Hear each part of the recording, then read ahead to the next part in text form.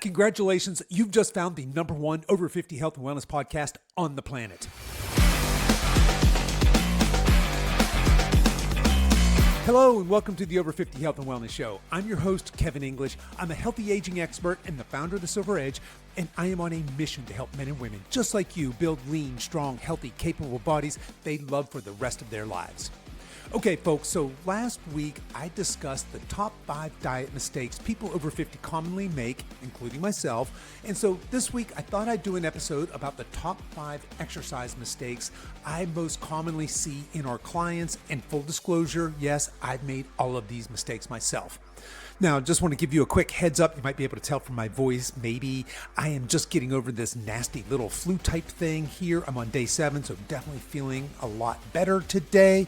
But I will have to ask maybe that you bear with me through any inevitable sniffles or snuffles that we might have to go through during this episode. But with that being said, the show must go on. So whip up your favorite protein smoothie and let's dive into the top 5 over 50 exercise mistakes and, most importantly, what you should do instead. Quick question. When did getting older turn into code for feeling worse? Hey, Coach Kevin here, and if you're in your 50s or 60s and you're tired of the granddad bod or the menopause belly stealing your mojo, I've got some great news. Here at the Silver Edge, we've built 2 powerhouse workout programs designed just for you. Fit Foundations is the perfect starting point if you're new to fitness or getting back on the wagon. It's gentle on your joints, big on results, and it builds a rock-solid base of strength, stability, and confidence. Want to level up? Then Lean Body Blueprint is for you. This is a full 24-week transformation that'll have you building muscle, torching fat, and walking into rooms like you own the place. We're talking serious results with zero crash diets or soul-crushing cardio. Both programs are 100% designed for your age, your goals, and your life. No gimmicks, just expert coaching, a custom app, and a clear path to feeling amazing again. Ready to trade frustration for results? Check the show notes for this episode or head over to silveredgefitness.com and click on the coaching tab at the top of the page. Okay, enough of that. Let's get on with today's show. Okay, folks, here we go. Let's talk about the most common exercise mistakes I see as a coach here working exclusively with people in their 50s and 60s. And yes, we work with some people in their 40s and we work with some people in their 70s, but 95, if not 99% of our clients are on that 50 to 60-year-old age bracket. And we see these 5 mistakes all the time. And full disclosure, as I said in the intro to this, if you didn't skip that, I have made all of these mistakes myself to some degree or another. So without further ado, let's hop into it. Let's start with mistake number 1. And mistake number 1 that I see all the time is skipping warm-ups. Look, I'm guilty of this. When I first started working out, I was actually running marathons and then eventually triathlons, and this was in my 30s. And back then, what I would do for a warm-up is probably maybe a couple of air squats and then a couple arm swings, and I was ready to go. And to be honest, that served me okay. Now, yeah, I got injured a decent amount during my years of doing tons of endurance cardio work, if you will. But as I've aged up, that doesn't really serve me so well anymore. I'm not going to get away with any kind of workout, whether that's a run or whether that's a gym workout with a couple of air squats and a couple of arm swings and ready to go. No, Kev, you're not ready to go. It's time for a harsh reality check, folks. You're not 30 years old anymore. I'm not 30 years old anymore. We've got a few more miles on our body. Maybe we've got some aches and pains, and you've got no business skipping warm-ups. So whether you're headed out for a jog or you're going to hit the gym, it's absolutely critical that you take time to properly warm your body and your muscles up. Now, the main purpose of a warm-up is to prepare your body for the work ahead and to decrease our risk of injury. And this is the big one, right? We want gains. We want to, whether your goal is to burn fat and build muscle, maybe both, or to increase your metabolism, increase your health, your mobility, whatever your goals are, we want to move towards those goals. And one way we can move backwards is to get hurt, right? To become injured and then have to recover from an injury as opposed to becoming, our optimal badass selves. So we want to get that heart beating a little bit. We want to get some blood flowing into these muscles that we're about to work. Now, here at the Silver Edge, we have a very standard warm-up that almost all of our clients begin with. And this is the same warm-up that I personally start with every time I do any kind of exercise. And that's whether I'm getting ready to hit the gym or whether I'm going to go out and play some pickleball. And it's a sequence of movements that's meant to gently wake up the spine and the core before we start moving or adding some additional load. Now, way back when, I did a YouTube on this specific warm-up, and I will drop a link to that in the show notes. And you guys can find that link in the show notes or whatever app you're listening to this on, or you can head over to silveredgefitness.com, click on the podcast tab and find this podcast, and the notes will be there as well. So that particular warm-up, right, I'm talking about this gentle core and spine sort of warm-up before we get started. Note that that's our table stakes. So that's what we're going to start with. That's just the foundation of our warm-up. Next, we want to have some sort of a workout-specific warm-up. So for example, if you're going to squat, you might want to warm up with some squat movements. If you're going to go for a run, you're going to want to warm up those legs. If you're going to play pickleball or tennis, you're going to want to warm up with some dynamic movements. In other words, you want to start to mimic whatever it is you're going to do to prepare that cardio system, to prepare that muscular skeletal system for these movements. Now, here's a tip for you guys. If you are pressed for time in your workout, whatever that workout is, whether that's play like a sport or an actual strength training workout, or maybe you're going for a run, whatever that is, if you are pressed for time, skip some of the workout, not the warm-up, right? We're over 50, skipping warm-ups is no longer an option. All right, so that's mistake number one that I see for people over 50 in their exercise routines. Mistake number two is you don't have a plan. Let's look at it this way. Let's say your absolute favorite band in the world was playing their last ever show, and it was in a neighboring state, and you were 100% all in. You couldn't wait to see this band and go to this show. You would not just hop in your car and start driving on the day of the concert. You would pull up a map ahead of time and you'd get an idea of the drive time, and you'd probably strategically plan your route. And then along the way, you'd have your map app open and you'd be checking in to make sure you were still on the correct route. And if there was a road closed or some traffic along the way, you consult your app and maybe some alternative routes to get you to your venue in the quickest and most efficient way. Well, it's the exact same thing with working out. If you don't have a destination in mind and a roadmap to get you there, you're never going to arrive. You just aren't. And this brings up the difference between exercise versus training. So this is kind of a subtle distinction here, but many exercisers head to the gym with no plan. They just do whatever they feel like. And look, if that's you, know that you are light years ahead of the version of yourself where you're sedentary and just maybe sitting on the couch snacking on Cheetos.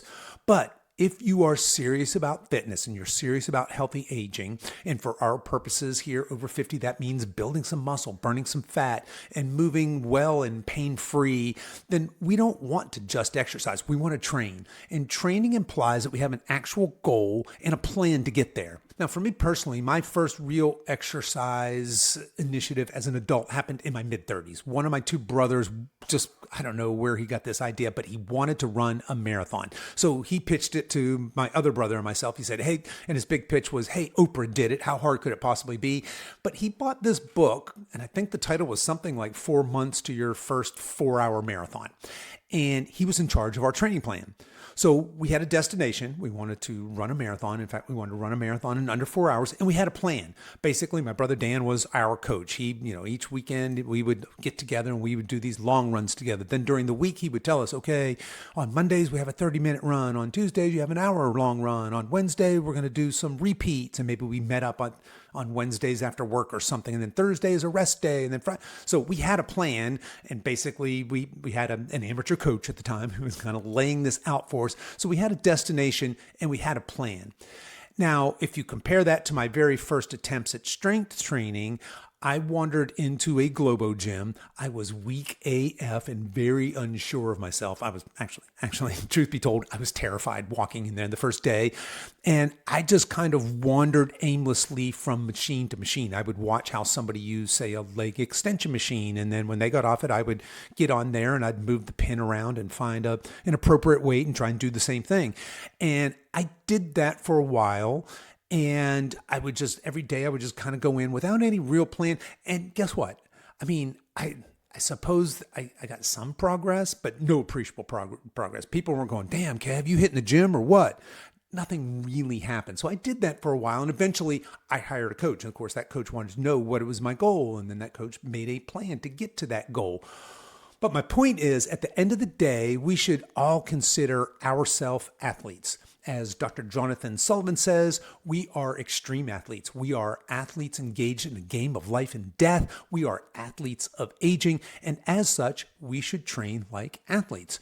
Every single one of us should have a professionally designed, age-appropriate functional workout program that ensures that we meet our goal of becoming athletes of aging.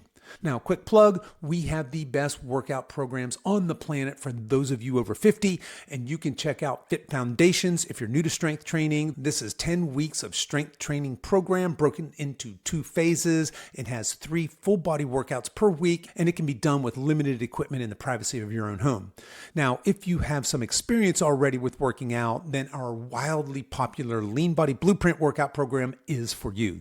This is 24 weeks of strength training program broken into 5 phases, and it's got 3 full body workouts per week. And you will need a commercial gym membership or at least a very well-equipped home gym for this program. But whether you're following one of our programs or someone else's, the really critical point here is that you have a goal and that you have a plan.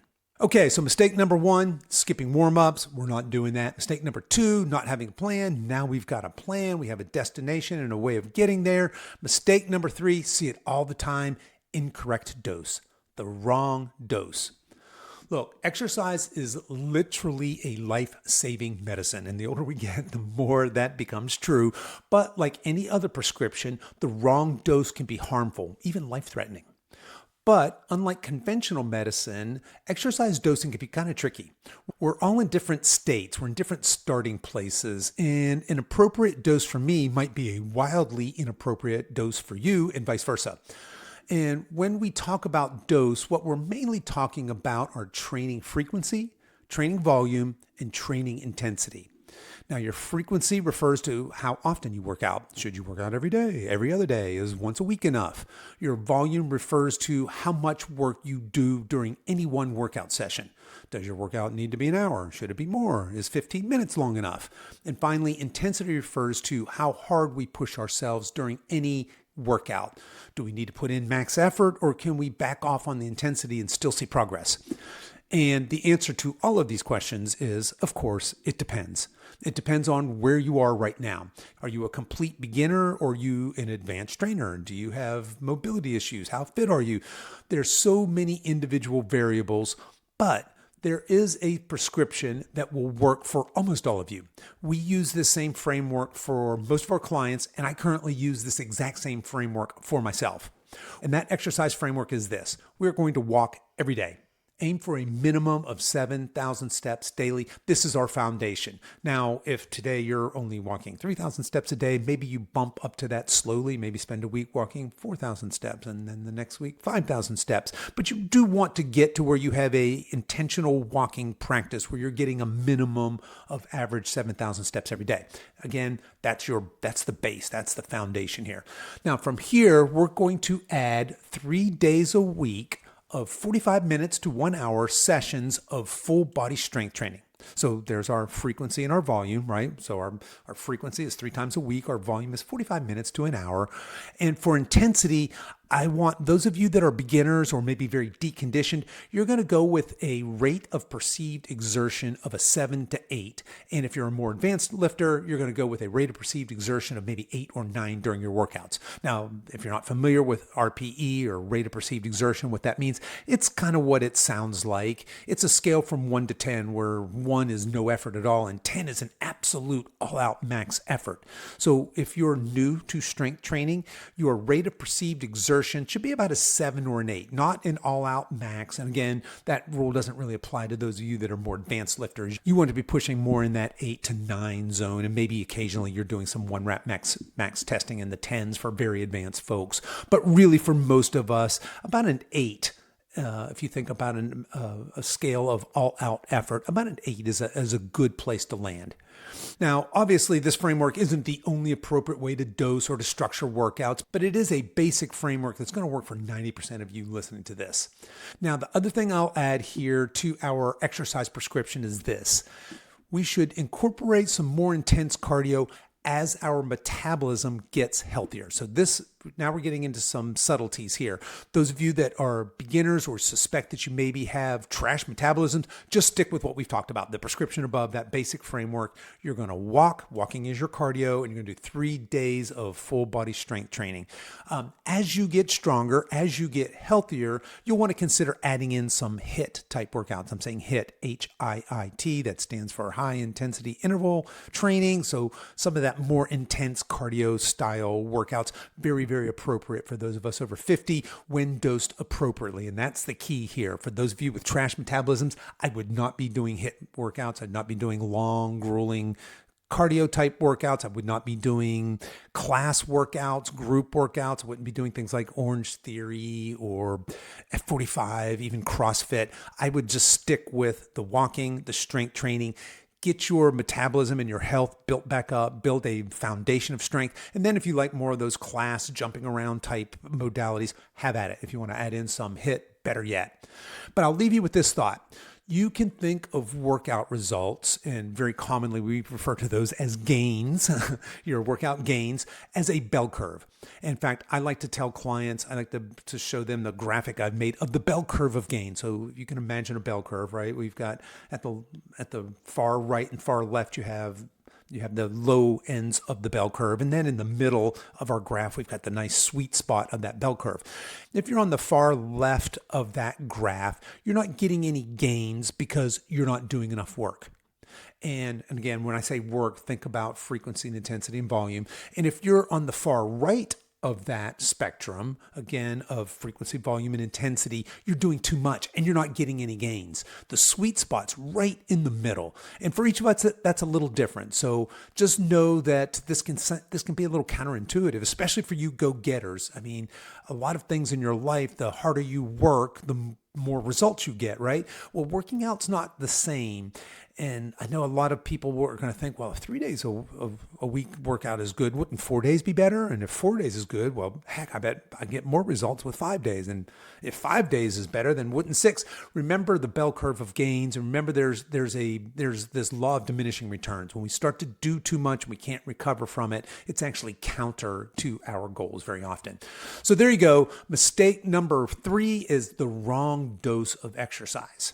Mistake number 4, relying solely or primarily on cardio.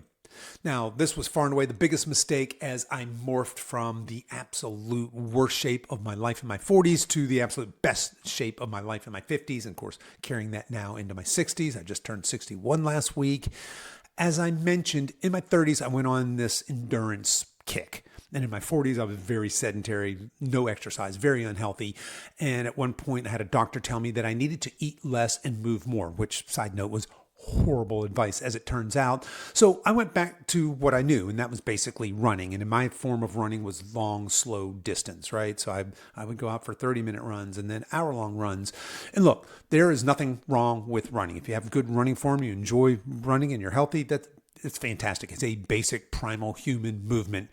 But I was ridiculously under-muscled and I had a bunch of excess body fat, not to mention I had a complete and total train wreck of a metabolism at the time, and me restricting calories and pounding the pavement 6 days a week wasn't cutting it. And by not cutting it, I mean not only was I not getting healthier and building a better looking physique and a more appealing body composition, I was doing the opposite. I wasn't losing any of that fat. I certainly wasn't building any muscle. But somewhere during that time, is probably while I was out on a run, to be honest, I caught a episode that dramatically changed my health and my entire life for that matter. So I don't remember what podcast it was, but the guest was a guy named Dr. Jonathan Sullivan. He was being interviewed. He'd just written a book titled The Barbell Prescription, Strength Training for Life After 40. And he was making a case in this interview that the path to optimal metabolic health and healthy aging in general was through strength training. And he went through and he meticulously made this very scientific case that basic barbell training, that is like things like squats and deadlifts and presses and rows, were the fundamental foundation of healthy aging. He wasn't even talking about aesthetics. He wasn't talking about looking good, being lean, strong, sexy, none of that. He was just talking about, hey, do you want to have a healthy life? Do you want to be able to play with your grandkids? Do you want to not have these chronic diseases? Well, then start lifting barbells. Now, up to this point in my life, I don't think I'd ever touched a dumbbell, let alone a barbell. But this one thing that is a professionally designed, age-appropriate, functional strength training program transformed my body composition and my health. And I cannot make this point strong enough. This one thing was like a magic bullet. It changed everything. Now look, along that same time, was I cleaning up my diet? Yes. Was I cleaning up my lifestyle? Yes. Was I cleaning up my sleep and managing stress? Of course I was. But I can't overemphasize what a dramatic change happened to my health and my body composition when I switched from doing just cardio, basically running at that time, to strength training. I completely stopped doing the running for a while and only strength training. And the fat melted, the muscle came on, I looked better, I felt better, my libido came back. All these things started happening to me when I moved from constant cardio to making my focus strength training. So if your goal is fat loss, muscle building, or converting your tiny glowing ember of a metabolism into a roaring bonfire, I can promise you this: you'll never get there with cardio alone. In fact, as you up the dose of cardio, you'll get further, not closer from your goals. And then, of course, if you're eating low calorie and you're piling on the cardio, you're just throwing gas on an already very ugly dumpster fire of a metabolism. Now, I want to be careful here, and I want you to note that I'm not hating on cardio. You absolutely should do cardio with the caveats we discussed when we talked about appropriate dosage. Cardio is essential for our overall health and longevity, but relying solely or primarily on cardio is a very common mistake I see when it comes to people over 50, the mistakes they make when it comes to exercise. I see it all the time. Okay, folks, so just to recap: mistake number 1, skipping warm-ups. Mistake number 2, not having a plan. Mistake number 3, you've got the wrong dose. Mistake number 4, relying solely or primarily on cardio. Mistake number 5, drum roll please, not doing compound lifts. Okay, I saved this one for last. This is a biggie, and it's one that drives me absolutely freaking bonkers. And it's this: there are tons of fitness experts, doctors, fitness influencers who love to warn us old people of the dangers of certain exercises. I mean, there is no shortage of these lists floating around. Here are the top 5 exercises no one over 50 should do. And these lists typically contain exercises that every single one of us over 50 should work to perfect. The biggest offenders, of course, are the dreaded barbell deadlift and the barbell back squat. Think about what's being implied here: that you are too old and too feeble to bend down and pick up something heavy safely from the ground. That you're too old and too feeble to perform the very basic functional movement of squatting to full depth and then standing up powerfully under load. Look, your ability to correctly do these 2 exercises safely and through a full range of motion, and to be strong in them, is directly correlated with you being a strong badass, as someone who is less likely to get injured. Other exercises that get lumped into the dangerous category for us old, feeble people are things like overhead presses, pull-ups. I see sprinting on these lists a lot, box jumps. Look, maybe when you're 90 or 100, you might be able to make a case that you shouldn't do some of these very basic, very functional human movements, but not now. Not if you're in your 50s, not if you're in your 60s, or even if you're in your 70s. I call bullshit on every single so-called expert that's out there giving us this advice. I think it's not just horrible advice, I think it's harmful advice.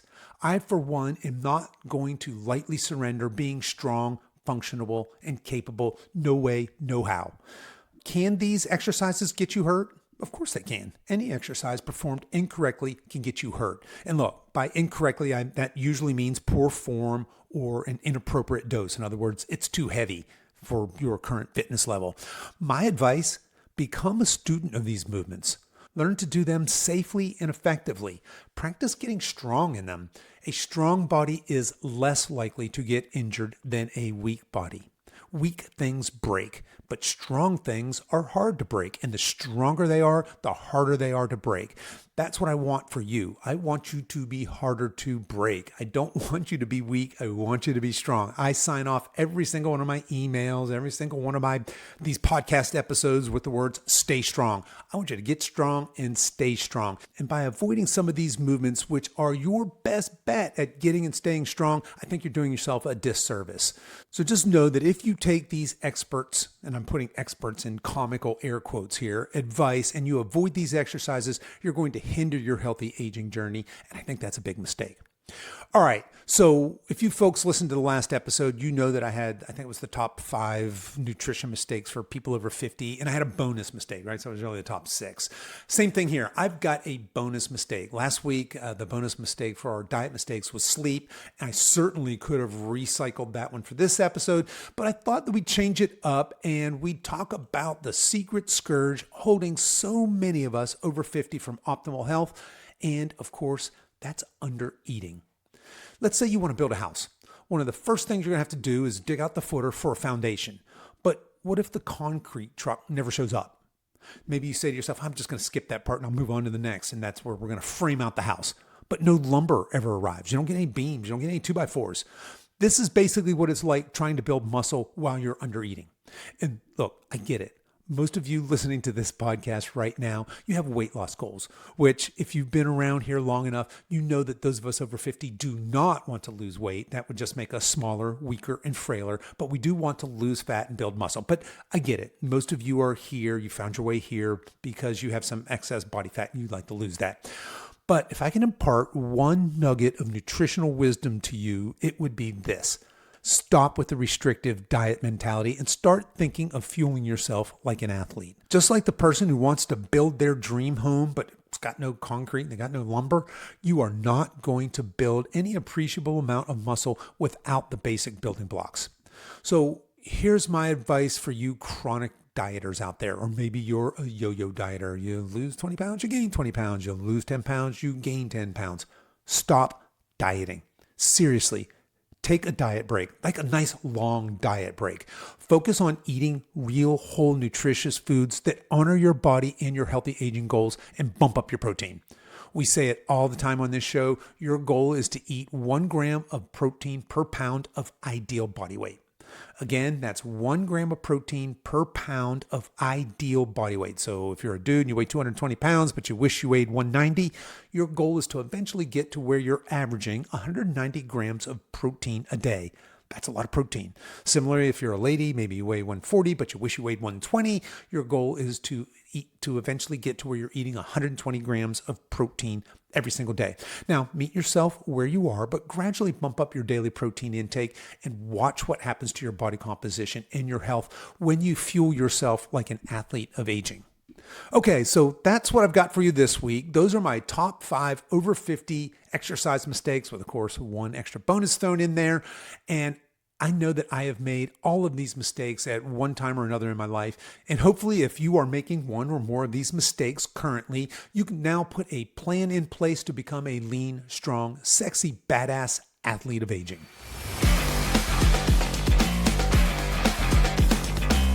Okay, that's our show for today, folks. If you are interested in checking out one of our professionally designed, age-appropriate functional strength training programs, I'm going to throw a link to those in the show notes for this episode. You can find that on whatever app you're listening to this on, or you can head over to silveredgefitness.com/336. As we wrap up our time together today, you can show your support for this show in 2 important ways. The first is to tell a friend about this podcast and encourage them to give it a listen. The second is for you YouTube folks to please click the like and subscribe buttons, and for you podcast folks to please give this podcast a 5-star review on whatever platform you listen to podcasts on, and be sure to subscribe and follow so you don't miss any future updates. I really appreciate you spending your time with me today, and until next time, stay strong.